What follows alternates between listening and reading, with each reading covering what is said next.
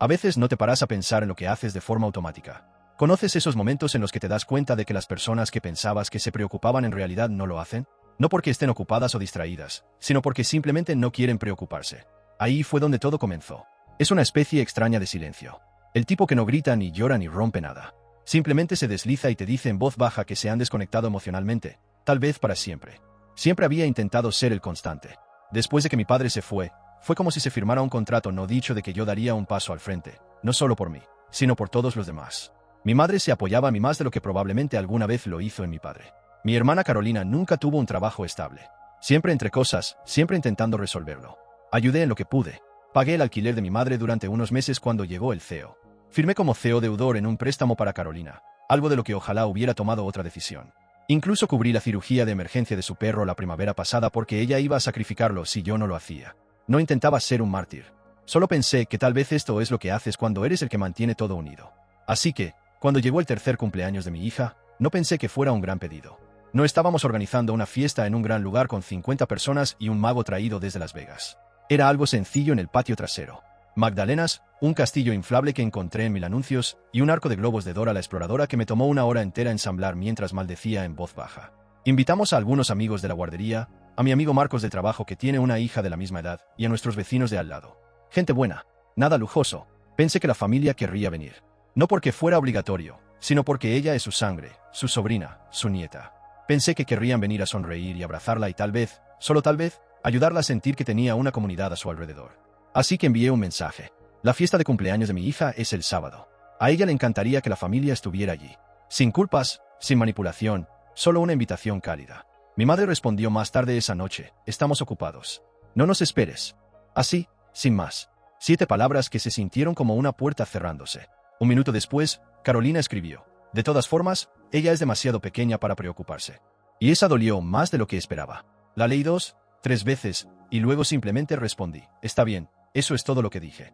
Y no volví a enviar mensajes. Creo que parte de mí esperaba esto de una manera retorcida. También se saltaron su primer cumpleaños. Pero en aquel entonces, fue por mal clima. En su segundo, fue la orientación del nuevo trabajo de Car. Me dije a mí mismo que esas excusas eran solo mala suerte con el tiempo. Pero esto fue la primera vez que dijeron la verdad, lo quisieran o no. Simplemente no les importaba. Y me quedé con eso durante mucho tiempo. Pero aquí está la cosa. Cuando dejas de esperar que la gente aparezca por ti, empiezas a ver con mucha claridad quién realmente lo hace. Miré a mi hija corriendo por el pasillo esa noche con una manta en la cabeza pretendiendo ser un fantasma. Y me di cuenta de que ella nunca iba a sentir ese silencio que yo sentí al crecer. No por mí, no en mi casa. Así que tomé una decisión, una real. Iba a organizarle la mejor fiesta de cumpleaños que jamás pudiera soñar. No para demostrar nada a mi madre o a mi hermana, sino porque ella lo merecía. Porque este pequeño ser humano que trajo más alegría a mi vida que nadie más necesitaba saber, desde lo más temprano posible, eres celebrada. ¿Importas? ¿Y lo que pasó después? Bueno, ninguno de nosotros lo vio venir. Después de esos mensajes, no les dije ni una palabra más. Sin seguimientos, sin recordatorios, sin indirectas pasivo-agresivas, solo silencio. Me enfoqué en la única cosa que importaba, ella. Ocurre algo extraño cuando dejas de esperar que la gente aparezca. Dejas de titubear. Dejas de intentar impresionar o convencer a alguien. No estaba organizando esta fiesta por aplausos. No lo hacía para publicarlo ni para probar nada. Solo quería que mi hija sintiera alegría. No la que viene de los regalos o del ruido, sino la que viene cuando miras alrededor y piensas: esto es para mí. Así que me puse manos a la obra. Encargué un kit de arcoíris de globos en línea. Y para cuando terminé de torcer el último globo, tenía los dedos en carne viva. Reservé un zoológico móvil de una granja a 2 pueblos de distancia. Nada loco, unos conejos, una cabra, una ardilla llamada Sevilla. Alquilé una máquina de palomitas de maíz y encontré a una chica que trabajaba como princesa de Disney los fines de semana. Ella aceptó aparecer como Rapunzel por 1 hora. Trajo brillantina, pegatinas y se sabía todas las canciones. Cada noche después de que mi hija se dormía, planeaba. Hacía un mapa de dónde iría cada cosa en el patio trasero, preparaba una lista de reproducción con sus canciones favoritas e incluso preparaba bolsitas de regalo con notas escritas a mano para cada niño. No porque nadie lo esperara, sino porque quería que se sintiera especial. Y finalmente llegó el día. Fue uno de esos días perfectos que aparecen justo cuando los necesitas. Cielos azules, no demasiado calor, solo la brisa suficiente para mantener las burbujas flotando en el aire. Me levanté a las 6, funcionando con nervios y cafeína, preparando todo en su lugar. Marcos vino con su caja de herramientas para ayudar a colgar decoraciones y arreglar la mesa torcida que casi abandoné. Su esposa trajo sillas extra. Mi vecino nos prestó un cable de extensión y se quedó para ayudar a montar la estación de bebidas. Para las 11, el patio parecía una escena de un catálogo, pero no rígida ni exagerada, solo brillante y llena de vida. Y cuando ella salió afuera y lo vio todo, no dijo nada al principio. Simplemente se detuvo, miró alrededor y luego me miró a mí. Y en ese segundo, supe que lo hice bien. No preguntó por la abuela. No preguntó por su tía. Simplemente corrió directamente hacia el caballo miniatura como si fuera lo más normal del mundo tener uno en tu patio trasero. El resto del día se sintió como un sueño del que no estaba listo para despertar. Niños gritando en el castillo inflable. Música sonando del altavoz Bluetooth que apoyé en una caja de leche. Padres hablando, riendo, felicitando la organización. Un papá me preguntó cuánto cobró el organizador de fiestas. Me reí y dije que el organizador tenía ojeras y no se había afeitado en 3 días. Cuando llegó Rapunzel, los niños se abalanzaron sobre ella. Mi hija se sentó en su regazo como si estuviera conociendo a la realeza, completamente fascinada. Cantaron juntas. Una de las mamás grabó todo con su teléfono y me envió el vídeo más tarde esa noche con el mensaje. Ella va a recordar esto. Espero que lo haga. En un momento, Marcos me apartó. Me dijo, sabes, hombre, esta fiesta está subiendo el nivel para todos nosotros. Tu hija tiene suerte. Suerte. Esa palabra me golpeó en el pecho porque por primera vez en años, no sentí que estuviera intentando alcanzar algo. No sentí que estuviera corriendo para arreglar lo que otros rompieron. Estaba construyendo algo en silencio a mis propios términos. Después de que todos se fueron, me senté en el césped a la luz del atardecer mientras ella dormía arriba. Deslicé las fotos en mi teléfono. Había una de ellas soplando la vela, con las mejillas infladas, los ojos abiertos de asombro. Una de ellas sosteniendo algodón de azúcar, más grande que su cara. Una donde yo la sostenía y ella reía tan fuerte que su cabeza estaba echada hacia atrás. No planeaba publicarlas, pero lo hice. No aparecieron, pero siempre recordará lo feliz que fue.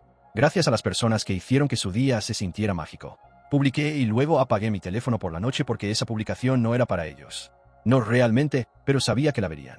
Y sabía en el fondo que eso les afectaría de una forma en la que nunca podría hacerlo con palabras. Encendí mi teléfono la mañana siguiente. Nada. Sin notificaciones, sin llamadas perdidas, pero no necesitaba una respuesta para saber que la publicación dio justo donde tenía que dar. Mi madre revisa Facebook antes de que sus pies toquen el suelo. Mi hermana vive en línea. Ellas lo vieron. Estaba seguro de ello. No fue hasta temprano en la tarde cuando la primera onda me alcanzó. Mi prima Jimena, el tipo de pariente que solo escribe cuando hay drama en camino, me envió un mensaje directo. Tu madre dijo que no las invitaste. Está diciendo a la gente que las excluiste. Eso fue rápido. No respondí de inmediato. Simplemente me quedé allí mirando esa frase. Casi podía oír la voz de mi madre.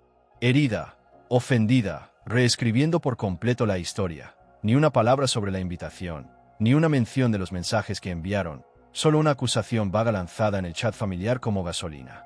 Finalmente respondí, solo una frase. Los invité. Ellas eligieron no venir. Pensé que ahí terminaría todo. No fue así. Para esa tarde, unos cuantos nombres más aparecieron en mi bandeja de entrada. Una tía abuela. Un primo segundo del que no había sabido nada desde mi boda. Todos curiosos, preocupados, confundidos. Uno dijo que lo sentía mucho por la pelea familiar y que debería intentar hablar con mi madre. Ella estaba llorando antes. Por supuesto que sí. Siempre son lágrimas cuando la atención se está escapando. Siempre se trata de lo herida que está, no de lo que realmente pasó. Nunca sobre la decisión. Siempre sobre la reacción. No me molesté en defenderme. Simplemente copié y pegué la misma frase. Los invité. Ellas eligieron no venir. La envié 5 veces esa semana. Entonces comenzaron los comentarios que me hicieron sentir presionado. 2 días después de la fiesta, mi madre finalmente envió un mensaje. Sin saludo, sin reconocimiento. Solo, vi las fotos. No esperaba que lo convirtieras en un espectáculo. ¿Un espectáculo? Esa palabra me estuvo dando vueltas en la cabeza por horas. Como si organizarle un buen cumpleaños a mi hija fuera solo un intento desesperado de llamar la atención. Los comentarios me hicieron sentir presionado, como si no vieran todo el esfuerzo, sino solo lo de afuera. No respondí. Más tarde esa noche, Carolina me envió un mensaje. Realmente me hiciste quedar como basura con esa publicación. Sabes, yo tenía cosas pasando. Podrías haber cambiado la fecha. Cambiar la fecha como si hubiera planeado el cumpleaños de mi hija alrededor de su conveniencia. Como si le debiera eso. Tampoco respondí a ese mensaje. Ahí fue cuando las cosas cambiaron. El silencio que me dieron antes de la fiesta. Se los devolví. Pero el mío vino con consecuencias. Esa semana, la factura de matrícula de Carolina llegó a mi bandeja de entrada como siempre lo hacía. Porque yo la había estado pagando en silencio, sin un gracias, sin que ella tuviera que pedirlo 2 veces. La borré, sin advertencia, sin explicación. La transferencia mensual que había estado enviando mi madre para emergencias desapareció. Cancelada. Nunca fue por el dinero. Fue el principio. Las había sostenido en silencio durante años. Y en el momento en que no pedí nada más que se presentaran, me mostraron exactamente cuánto significaba yo. Así que dejé de pagar por personas que no me valoraban. Y el silencio después de eso fue diferente. No era molesto ni despectivo. Era callado porque por primera vez se dieron cuenta de que no estaba faroleando. El silencio después de que las corté no era normal. No era evasión. Era preparación. Mi madre no suelta nada que no pueda controlar. Y Carolina siempre quiso ser escuchada en estas situaciones. Así que, cuando mi teléfono sonó desde un número desconocido una semana después, contesté sin pensar. No era ninguna de ellas. Era el novio de Carolina, Daniel. O tal vez Javier. Lo he visto 2 veces. Un tipo inofensivo. No habla mucho menos que ella ya haya comenzado a gritar. Pude notar de inmediato que estaba incómodo. Comenzó rápido como si tuviera un guión. Dijo que había habido cierta confusión. Que Carolina se sentía terrible por cómo habían salido las cosas. Que había estado intentando comunicarse conmigo. No lo había hecho. Y que estaban organizando una fiesta sorpresa para mi hija. Algo pequeño este fin de semana. Una segunda celebración de cumpleaños solo con la familia cercana. Ya habían reservado un salón en algún restaurante de cadena con un área de juegos. Globos. Pastel. Su nombre en uno de esos frágiles carteles de plástico que compras en un paquete de 6. Y entonces llegó la parte clave. Ya le dijimos a tu madre. Ella estará allí. Algunos parientes también. Esperábamos que tú y tu hija pudieran venir también. No nos estaban invitando. Estaban preparando una trampa. Esto no era por mi hija. Esto era sobre control de daños. Más específicamente, una oportunidad de foto. Un momento falso para exhibir y pretender que todo estaba bien. Que no habían ignorado la invitación original. Que no la habían despreciado con un encogimiento de hombros frío. No dije que no. No dije nada. Solo dije que lo pensaría. No tenía ni idea de que yo ya había hecho otros planes. Ese sábado, desperté a mi hija temprano y le dije que íbamos a una aventura. Empaqué sus bocadillos favoritos, llevé su pequeño saquito, y nos conduje a un santuario de vida silvestre a 2 horas de distancia. Un lugar que ella había estado rogando visitar durante meses. Jirafas, nutrias, monos, incluso una pequeña zona de contacto con aves. Ella estaba en el cielo. Pasamos toda la tarde caminando por los senderos, de la mano, y alimentando animales con ella, riendo sin control cada vez que algo le lamía los dedos. No había nadie más allí, solo ella y yo. Mientras tanto, al otro lado de la ciudad, ellos estaban sentados en un salón alquilado, rodeados de globos y baratijas baratas, tratando de explicar a los parientes confundidos por qué la cumpleañera no estaba allí. A las 4:17 de la tarde, mi teléfono vibró. El primer mensaje fue de Carolina. Increíble. Después de todo lo que planeamos. Luego, 5 minutos. Después, humillaste a mamá. Ella estaba llorando. Estábamos intentando arreglar esto. No respondí. Esa noche, publiqué una foto en Facebook. Mi hija sobre mis hombros, un pequeño juguete señalando algo en la distancia con una caja de jugo en la otra mano. El pie de foto era una palabra, inolvidable. Ahí fue cuando las cosas comenzaron a desmoronarse de su lado. 2 días después, mi tía, la que siempre se mantenía fuera del drama, me llamó. Ella había ido a la fiesta sorpresa. Dijo que fue una de las reuniones familiares más incómodas a las que había asistido. La gente seguía preguntando dónde estábamos. Carolina murmuró algo sobre una mala comunicación.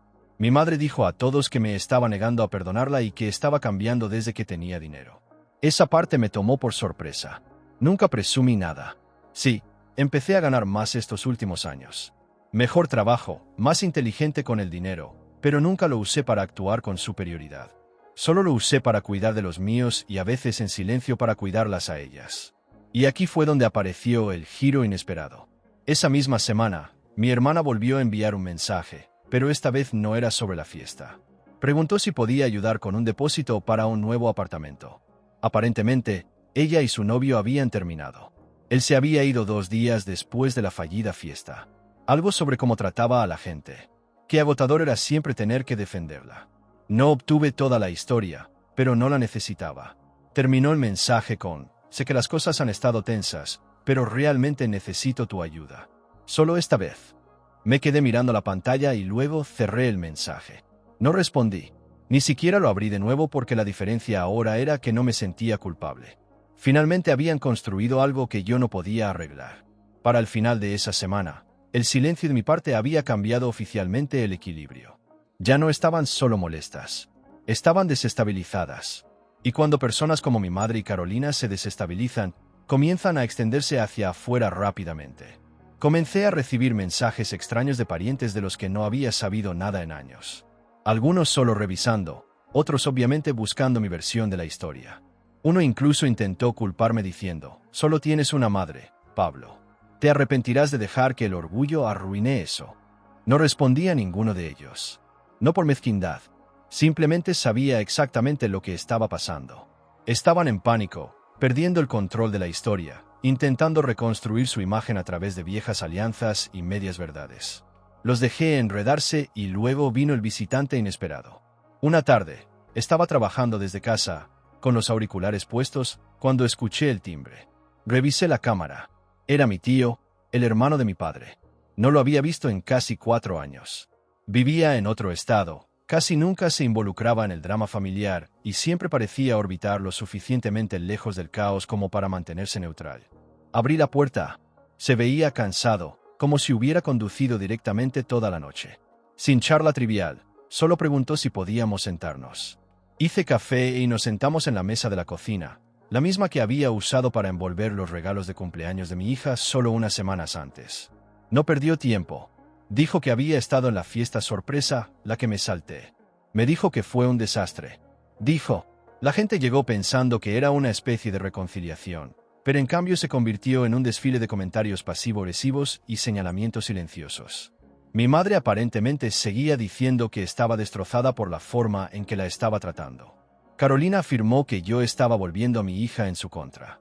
En un momento, alguien preguntó dónde estaba yo, y nadie tenía una respuesta real, pero luego dijo algo que me detuvo en seco. Ella intentó decir que nunca la habías invitado a la primera fiesta, que todo fue de último momento y que la dejaste fuera. Hizo una pausa después de eso, me miró directamente a los ojos, pero yo vi el mensaje. Pablo en su teléfono, el original que enviaste. Ella no se dio cuenta de que aún estaba abierto cuando estaba desplazándose. Lo vi claro como el día. La invitaste. Ella simplemente no quiso venir. No dije nada. Él se recostó observándome. Luego dijo algo que no esperaba. Ya no les debes nada. Eso golpeó más fuerte de lo que esperaba porque aunque ya lo sabía, nunca había escuchado a alguien decirlo en voz alta. Ni una vez. Todos siempre decían cosas como, pero son tu familia. O, tal vez dales otra oportunidad. Nadie jamás había dicho simplemente, no les debes. Luego sacó algo de su abrigo y lo deslizó sobre la mesa. Era una foto, vieja, gastada en los bordes. Mi padre sosteniéndome de bebé. Nunca la había visto antes. Levanté la vista. Él me la dio antes de irse. Me dijo que la guardara. Dijo que un día, cuando descubrieras quién eres, entenderías por qué no podía quedarse. La miré por un largo rato. Nunca hablo de mi padre. Desapareció cuando yo tenía 7.